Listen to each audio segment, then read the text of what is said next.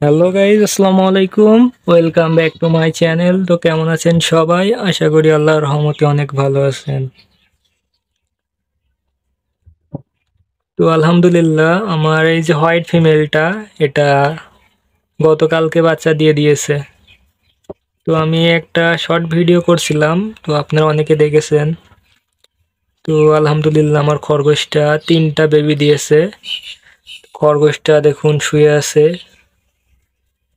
তো খরগোশটা একটু রোগামতো হয়ে গেছে বাচ্চা দেওয়ার পর। তো খাওয়া দাওয়া ঠিক মতো করলে আলহামদুলিল্লাহ আবার সুস্থ হয়ে যাবে। আর এই যে দেখতে পাচ্ছেন, এই পাত্রে করে আমি খরগোশকে ভুসি আর পানি দিয়েছিলাম। তো 2বার দিয়েছিলাম। প্রথমে ভুসি এবং ফিড দিয়ে কিছুটা পানি দিয়ে মিশিয়ে দিয়েছিলাম। তো খরগোশগুলা খেয়ে নিয়েছিল খুব তাড়াতাড়ি। তো পরবর্তীতে আমি আবার এক পাত্র পানি দিয়ে অল্প পরিমাণ ভুসি উপরে দিয়েছিলাম। তো ওরা ভুসিও খেয়ে ফেলেছে, পানিও খেয়ে ফেলেছে। তো ওরা 2 বাটি পানি খেয়ে ফেলেছে। তো এই গরমে খরগোশ কিন্তু পানি খায়। তো যারা বলেন খরগোশ পানি খায় না, তারা খরগোশের বাটিতে পানির উপরে একটু ভুসি বা একটু ফিড দিয়ে দিতে পারেন। তো দেখবেন খরগোশ পানিও খেয়ে ফেলবে এবং ভুসিও খেয়ে ফেলবে। তো দেখুন, এটা আমার যে বিগ সাইজের অনেক বড় র্যাবিট।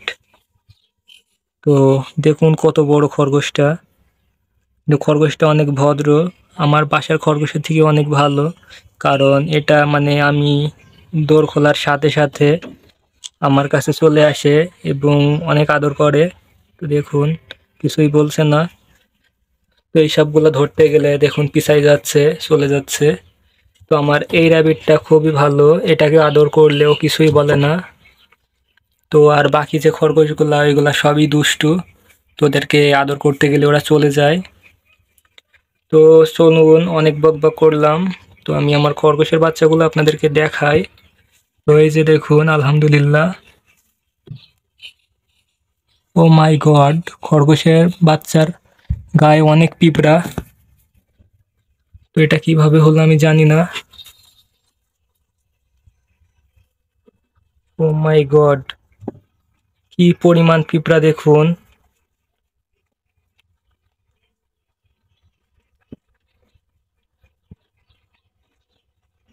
উফ, বাচ্চাগুলোরে একদম শেষ করে ফেলেছে।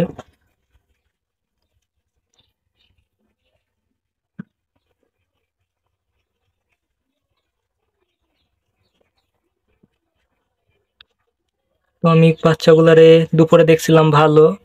তো দেখুন গায়ে সব কিন্তু লাল লাল করে ফেলেছে, তো কামড়ে একেবারে অবস্থা খারাপ করে দিয়েছে। তো পিঁপড়া কখন গেল আমি কিছুই জানি না।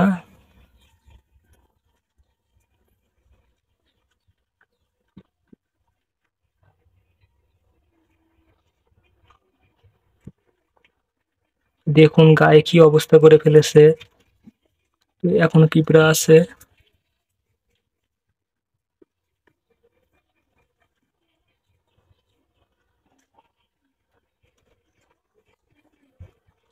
তো এর এই পশমে অনেক পিঁপড়া।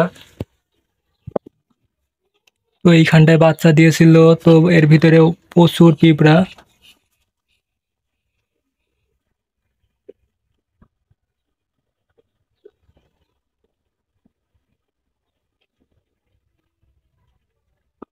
ওর ভিতরে পিঁপড়ে যাওয়ারও কারণ আছে।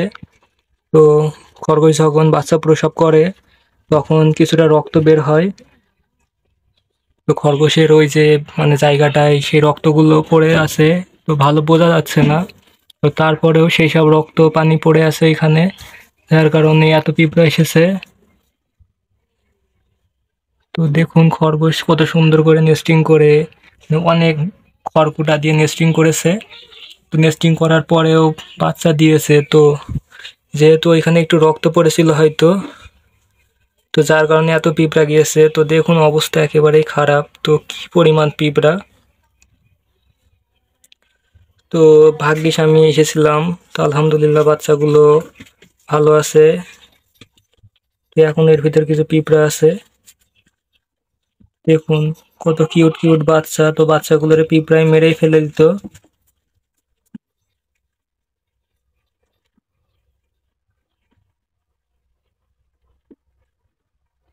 দেখুন বাচ্চাগুলো কি পরিমাণ ছটফট করছে। তো ওদের গায়ে কিন্তু প্রচুর পিঁপড়ায় কামড়ে গেছে। তো দেখুন ওদের গায়ে কেমন লাল লাল হয়ে গেছে। কত সুন্দর সুন্দর বাচ্চা হয়েছে। তো আমার খরগোশটা প্রথমবারের মতো মা হয়েছে, তো প্রথমবারে আলহামদুলিল্লাহ 3টা বাচ্চা দিয়েছে। তো খরগোশটা কিন্তু তেমন একটা বড় না, প্রথমবার বাচ্চা দিয়েছে। তো অনেক সুন্দর বাচ্চা, 3টা বাচ্চা হয়েছে। তো আর আমার এই যে খরগোশটা, এটা আমি নতুন কিনে এনেছি। তো এটা 10 দিন মতো হলো কিনে এনেছি। তো মোটামুটি 20 থেকে 22 দিনের প্রেগনেন্ট আছে। তো ইনশাল্লাহ 8-10 দিন পর বাচ্চা দিবে। আর এই দুইটাকেও তো মেটিং করাইছি। তো ওই পিছনেরটারে 1 তারিখে মিটিং করাইছি, আজকে 16 তারিখ, ও 16 দিনের প্রেগনেন্ট। যদি মানে আমি এখনো চেক করিনি অবশ্য। আর এই সামনেরটা, এটারে 7 তারিখে মিটিং করাইছি। তো মোটামুটি 8 দিন 9 দিনের প্রেগনেন্ট। তো ওই দুইটা যদি কনসেপ্ট করে তো আলহামদুলিল্লাহ সবগুলো খরগোশেরই মানে 1 সপ্তাহ পর পর বাচ্চা হবে। তো এটার সাদাটার আজকে হয়েছে, সাদাটার। তো এটার 1 সপ্তাহ পর, তারপরে পিছেরটা, তারপরেরটা এই যে শিয়ালি কালারেরটা, এটার বাচ্চা হবে। তো সবগুলো পর পর বাচ্চা দিবে ইনশাআল্লাহ যদি কনসেপ্ট করে। তো এখন আমার সাদাটা বাচ্চা দিয়েছে, তো বাচ্চাগুলোর পর্যাপ্ত টেক কেয়ার করতে হবে, কারণ প্রতিবার বাচ্চা হচ্ছে আর খরগোশের বাচ্চাগুলো মানে মারা যাচ্ছে যে কোনো কারণবশত। প্রতিবার নতুন নতুন এক একটা কারণে মারা যাচ্ছে। তো দেখুন কি করেছে অবস্থা। তো এখানে কালো কালো হয়ে গেছে, সব পিঁপড়ায় কামড়ে দিয়েছে। তো যেহেতু কালকে মাত্র বাচ্চা হয়েছে, বাচ্চাগুলো একদম মানে খুব কষ্ট হচ্ছে। দেখুন কি অবস্থা করেছে। তো আমি কিছুই জানি না, আমি এখন এসে দেখি হঠাৎ এই অবস্থা। তো আমি ওর নেস্টিং বক্সটা পরিষ্কার করে আবার দেব। আর আমি পিঁপড়ে যাতে না ওঠে সেজন্য পিঁপড়া মারার কিছু ঔষধ ওর ভিতর দিয়ে দেব। তো ভিডিওটা এতটুকুই। তো আমার খরগোশের বাচ্চা কয়টা দিছে এবং কেমন আছে এটা আপনাদেরকে জানালাম। তো সকলে ভালো থাকবেন, সুস্থ থাকবেন। আর পরবর্তীতে আমার খরগোশের বাচ্চার কিভাবে টেক কেয়ার করব এবং কিভাবে খরগোশের বাচ্চা যত্ন করতে হয়, মা খরগোশের কি কি খাবার দিতে হবে, কি খাবারে দুধ বৃদ্ধি পাবে, A to Z নিয়ে একটা ভিডিও দেব ইনশাআল্লাহ। তো সে পর্যন্ত সবাই ভালো থাকেন, সুস্থ থাকেন। আল্লাহ হাফেজ।